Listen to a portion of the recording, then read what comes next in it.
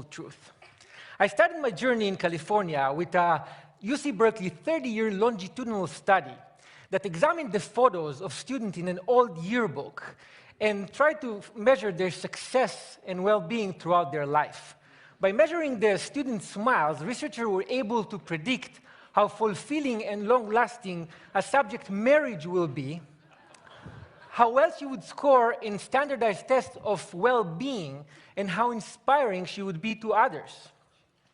In another yearbook, I stumbled upon Barack Obama's picture. When I first saw his picture, I thought that his superpowers came from his super collar. But now I know it was all in his smile. Another aha moment came from a 2010 Wayne State University research project that looked into pre-1950s baseball cards of major league players. The researchers found that the span of a player's smile could actually predict the span of his life.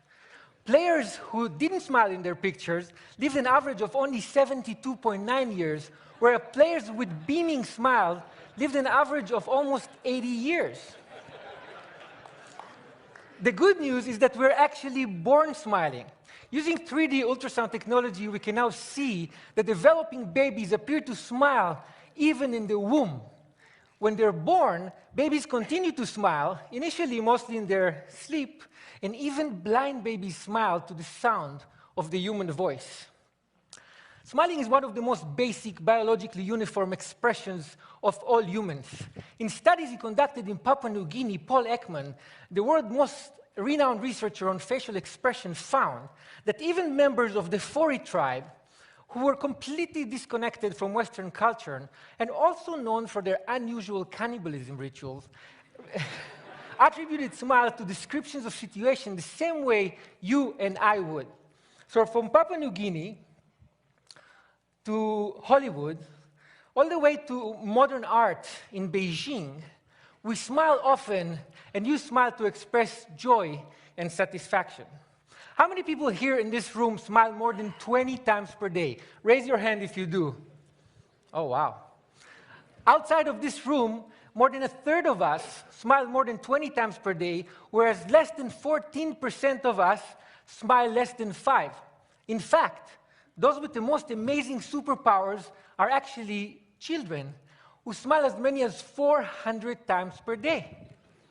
Have you ever wondered why being around children who smile so frequently make you smile very often?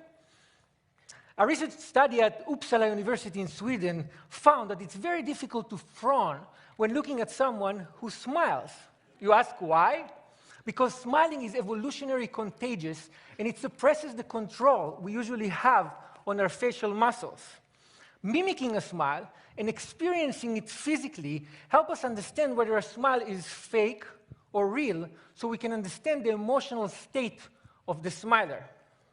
In a recent mimicking study at the University of Clermont-Ferrand in France, subjects were asked to determine whether a smile was real or fake while holding a pencil in their mouth to repress smiling muscles. Without the pencil, subjects were excellent judges, but with the pencil in their mouth, when they could not mimic the smile they saw, their judgment was impaired. In addition to theorizing on evolution in the origin of species, Charles Darwin also wrote the facial feedback response theory. His theory states that the act of smiling itself actually makes us feel better, rather than smiling being merely a result of feeling good. In his study, Darwin actually cited the French neurologist Julien Duchamp, who used electric jolts to facial muscles to induce and stimulate smiles. Please don't try this at home.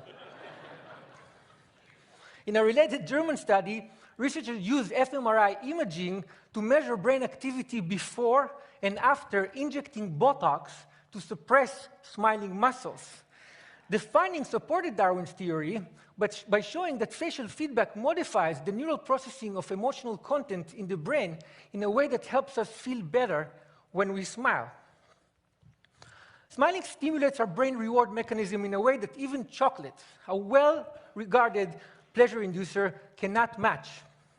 British researchers found that one smile can generate the same level of brain stimulation as up to 2,000 bars of chocolate. Wait. The same study found that smiling is as stimulating as receiving up to 16,000 pounds sterling in cash. That's like 25 grand a smile. It's not bad. And think about it this way. 25,000 times 400, quite a few kids out there feel like Mark Zuckerberg every day. And unlike lots of chocolate, lots of smiling can actually make you healthier. Smiling can help reduce the level of stress-enhancing hormones like cortisol, adrenaline, and dopamine, increase the level of mood-enhancing hormones like endorphin, and reduce overall blood pressure. And if that's not enough, smiling can actually make you look good in the eyes of others. A recent study at Penn State University found that when you smile, you don't only appear to be more likable and courteous, but you actually appear to be more competent. So whenever you want to look great and competent, reduce your stress, or improve your marriage, or feel as if you just had a whole stack of high-quality chocolate without incurring the caloric cost, or as if you found 25 grand in a pocket of an old jacket you hadn't worn for ages, or whenever you want to tap into a superpower that will help you and everyone around you live a longer, healthier, happier life, smile.